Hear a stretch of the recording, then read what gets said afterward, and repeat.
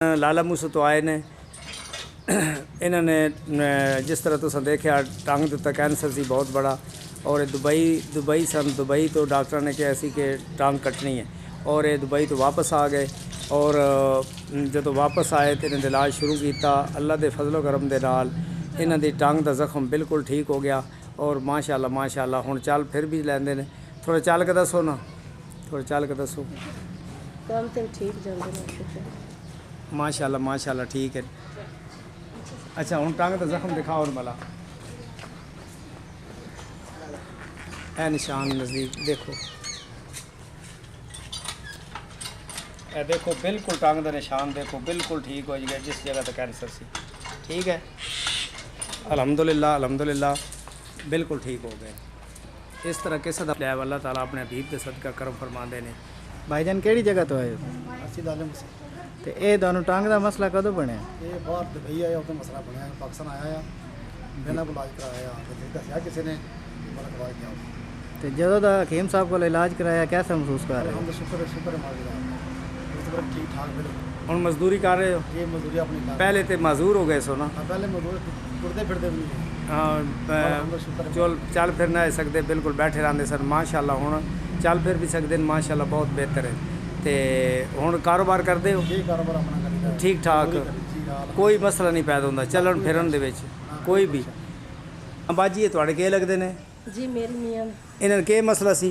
Cancer सीने लग विच। अच्छा हुण ठीक है जी अल्हम्दुलिल्लाह। तुसीं हुण ठीक मतलब के महसूस करते हो? अल्लाह का शुक्र है। पहले बहुत दर्द होंदा है, चल भी नहीं सकते, लत्त जिहड़ी है सुक गई है। अच्छा ते तुहाडे कोल जदों दा इलाज करवाया अल्लाह का शुक्र है अल्हम्दुलिल्लाह।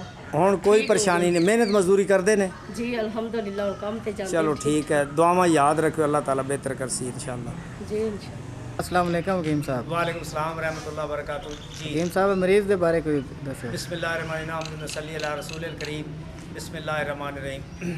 ये भाई और लाले मूसे तो आए ने, ये बाहर दे मुल्क सन, इन्होंने कैंसर सी टंग के उत्ते जिस तरह तुम पहले देखा और बिल्कुल माजूर हो गए सन। फिर डॉक्टर साहबान ने उत्थे कि टंग कटनी है, वापस आ गए बाहर तो जदों साढ़े को आए तो बिल्कुल माजूर सन जिस तरह तुम पहले देखा और अल्हम्दुलिल्लाह हुण जख्म बिल्कुल ठीक हो गया। तो अल्लाह ताला का बड़ा एहसान है कि सारे घर के काम करते हैं।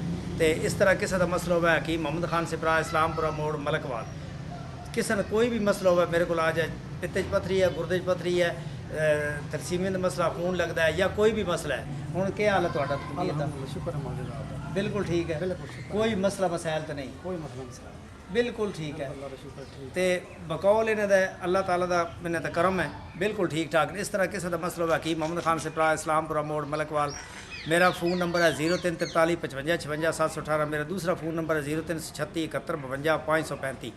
किसी का भी कोई मसला है, ख्वाजा सलाह 14 साल तक ठीक हो जाता है, खुसरा बच्चा 14 साल तक ठीक हो जाता है, पित्ते च पत्थरी है 2.5 महीने का कोर्स है, गुरदे च पत्थरी है 15 दिन का कोर्स है, उस तो बाद गुरदे च वाश करते वाश नहीं कराने, एक बारी खुदा रा मेरे को तशरीफ है। अल्लाह ताला अपने हबीब के सदका करम कर दे, इस वास्ते नबी करीम सल्लल्लाहु अलैहि वसल्लम के सदका अल्लाह ताला करम करता है। भाई जान तुसी अपनी कोई गलबात दसो, नाल ही फ़ोन नंबर दसो। बस अल्लाह का शुक्र है भाजी हम ठीक ठाक हैं बिल्कुल। थोड़ा फ़ोन नंबर क्या है? उन्होंने दे 9 17 47 951 क्या नंबर है? 17 47 951 951। ये दिन 9। अच्छा हुण कोई मसला मसाइल कोई तुहाडा? मसला हम शुक्र है मालिक दा ठीक ठाक बिल्कुल ठीक ठाक हो, मजदूरी अपनी करी दी बच्चे पाले दी शुक्र शुक्र अल्लाह, यानी मेहनत मजदूरी कर रहे हो, अल्लाह ताला का लाख लाख शुक्र है। खैर जी बहुत बहुत शुक्रिया तुहाडा।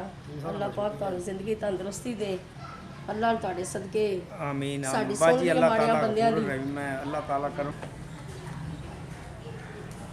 ये भी ना रख